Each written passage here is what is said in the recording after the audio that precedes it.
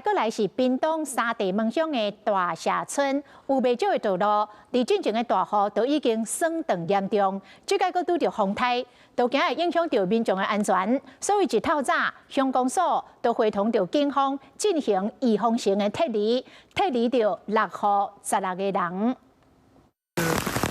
现在下雨，这个车子到这里。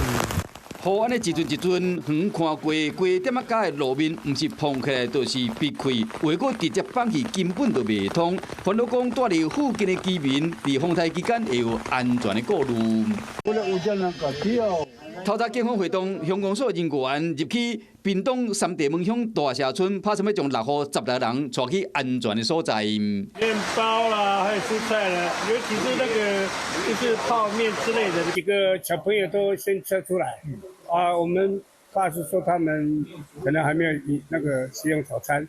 这摆预防性的撤村村长嘛有传物资伫现场伫等。 现在如果走的话不好走，因为会黏的。就是担心小孩子先下来了。如果要全部车要趁现在。那路下来会不会怕？对。那现在怎么样？很安全。全民的行是提心吊胆，即马只仰望天公伯，会当幸福因一个安全的家园。 习惯选择留在那边，但是我们今年比较强制就是因为那边的路也有状况。镜头来到第24号线三地门大桥，水正错流。即嘛是风台期间，伫网络里流传桥墩，敢若看起来歪歪，佮敢若是铁片，还是桥梁有闭气，大家真紧张。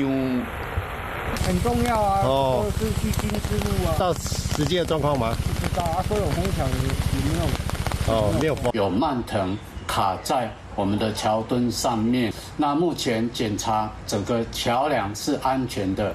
一日检查后发现讲是树藤卡条咧，因为时间误差才会造成误会，虚惊一场。Hello， 我是张新文。想要抢先掌握最及时的新闻资讯吗？赶快订阅、按赞、开启小铃铛，锁定华视新闻 YouTube 频道。